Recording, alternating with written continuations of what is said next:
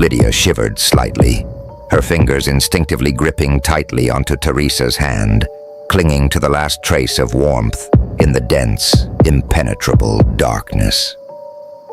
Her eyes drifted upward, gazing through the forest canopy that twisted and writhed in the shadows. The faint silver moonlight filtered through the branches, casting pale streaks of light onto the ground, stretching and distorting the shadows until they seemed to slither like creeping specters, awaiting some dreadful inevitability. But then, something felt wrong. Lydia's eyes widened as an icy chill tightened around her chest. Amid the shapeless shadows sprawling across the forest floor, a peculiar figure emerged, a tall, twisted silhouette with spindly, skeletal branches that stretched out like the gnarled fingers of some wretched being clawing its way from hell. The shadow stood eerily still among the others, solitary and alien, belonging to no tree in sight. No tree had a shape like that. Of this, Lydia was certain. Everyone. "Look," Lydia whispered, her voice hoarse and trembling with terror. She pointed toward the bizarre shadow, her pale lips quivering and her hand shaking as it clung to Teresa, as though letting go would see her swallowed by the encroaching darkness. The entire forest seemed to hold its breath, waiting for something unseen to stir. Tristan quickly aimed his flashlight at the strange shadow. The cold beam of light swept across the trees, revealing them as ordinary, unmoving sentinels of the night. Yet the distorted shadow remained motionless on the ground, unyielding and grotesque. The wind rustled the leaves above, but this shadow did not sway. It defied the laws of the world, as though it did not belong to this reality. The unnatural shadow loomed like an unspoken dread over the group, watching silently, as though with invisible eyes.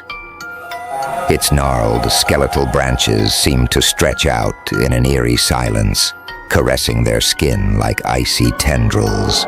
A cold shiver raced down each of their spines, as though something intangible had brushed against them, leaving behind an insidious unease that froze their bodies in place. Lydia suddenly froze, her breathing quickening into shallow gasps. A horrifying thought pierced her mind, rooting her in paralyzing fear. This shadow, it was identical to the ancient tree described in Martin's story. The twisted branches, the grotesquely tall figure, everything matched, perfectly and chillingly. "We need to leave. Right now," Lydia burst out, her voice shaking with panic and desperation, as though teetering on the edge of a precipice. Yet no one moved. Fear had gripped them all, holding them in place as if invisible chains had bound them under the watchful presence of the sinister shadow. No one dared to breathe too loudly or make a single motion, afraid that any disturbance might awaken the unspeakable horror lurking within the darkness. Then, on the wind, a faint sound reached them, soft, like a whisper carried on the void. Yet every word was an undeniable verdict of doom. The dream has begun. Another icy gust swept through, rustling the dry leaves with a sound like unseen footsteps creeping around the campsite. Tristan, trying to maintain an air of calm, straightened himself and controlled his breathing, though an anxious flicker crossed his eyes. "It's just a coincidence," he said, his voice steady but tinged with doubt. "Don't let fear control us." His words hung in the air, hollow and unconvincing, as though even he didn't believe what he was saying. Part 4. Harvey's Tale. The Friend in the Mirror. The campfire flickered with feeble light, fueled by a few dry sticks and glowing embers that resembled watchful eyes, observing them in silence. The dim glow wasn't enough to push back the suffocating darkness, but instead made it seem deeper and more oppressive, lurking just beyond the firelight's reach. The wind hissed through the leaves, forming strange, unsettling sounds like distant moans and ghostly whispers from an unknown place. Harvey glanced around the group, his weary and somber gaze resting on each person as though deliberating over what he was about to share. His heavy sigh cut through the tense atmosphere, amplifying the oppressive weight pressing down on them. "All right, this time, it's my turn." His voice was low and cold, blending seamlessly with the night's gloom, sending a chill crawling under their skin. Leaning closer to the fire, Harvey let the dim, flickering embers cast distorted light across his face, creating warped shadows that danced unsettlingly, as though another face, malevolent and grinning, hovered behind him. His smirk grew into something unnervingly crooked, adding to the tension suffocating the group. It felt as though the story he was about to tell would drag them into a nightmare they'd never escape. "Have you ever heard the legend of the friend in the mirror?" Harvey began, his voice deep and deliberate. His eyes darkened as though the tale itself had long haunted him. The story goes that if someone looks into a mirror exactly at midnight, in a pitch-dark room lit only by the faint flicker of a candle, and calls their own name 3 times, they'll see another version of themselves appear in the mirror. But Harvey paused, letting his words hang in the heavy silence of the night. "That's not you. It's something else." He stayed quiet for a moment, allowing the winds whistling through the trees and the faint crackling of embers to fill the space, building the tension. The reflection in the mirror isn't you. It's a twisted version, a demon disguised as you.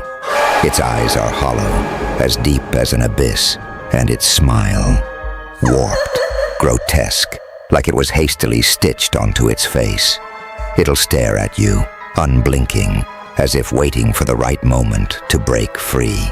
Harvey leaned forward, the campfire's glow casting flickering shadows over his face, making each word feel like a dire warning from the depths of hell. "If you keep looking at it, it will replace you." His voice dropped to a chilling whisper, each word cutting through the tense air. "You'll vanish from this world, pulled into the mirror, trapped there forever." He let the fear sink into his audience before continuing. "And then, the demon will step out and take over your life. No one will ever notice the difference. It will be you, forever." Harvey leaned closer still, his voice barely audible now, as though he were revealing a forbidden secret that no one should ever know. "I once heard a story about a girl named Lydia," he began, his tone low and haunting, drawing everyone deeper into the story's sinister embrace. One night, out of curiosity, Lydia decided to try calling her name in the mirror. At first, nothing happened, but when she called it the 3rd time, the face staring back at her was no longer hers. Harvey paused for dramatic effect, letting the group imagine the scene, the darkness, the twisted face, and the unholy terror reflected in the mirror. What appeared in the mirror looked like Lydia, but its eyes were hollow, blank and milky white, with no pupils, and then it smiled at her, a distorted, unnatural smile, as if its flesh had been torn and stitched back together. Lydia couldn't look away. She was frozen, as if hypnotized. Harvey continued, his voice laden with suspense. She stood there, paralyzed, as her reflection raised its hand and started knocking on the glass. Knock, knock, knock, like it was trying to break free. Harvey tilted his head slightly, his eyes shadowed with an unsettling intensity. And then, just like that, Lydia vanished. When people came to look for her, the room was empty, except for the mirror. But Lydia was still there. He glanced around, his gaze sharp and deliberate, as if ensuring nothing was lurking in the darkness. Anyone who looked into that mirror afterward would see Leah standing behind them, wearing that same grotesque smile, the smile of the reflection that replaced her. Just as Harvey finished his story, the campfire abruptly extinguished, as though someone had snuffed it out with bare hands. Darkness rushed in, heavy and suffocating, swallowing the faintest traces of light. The wind fell silent, leaving behind an eerie stillness, as if even nature was holding its breath for what was about to happen.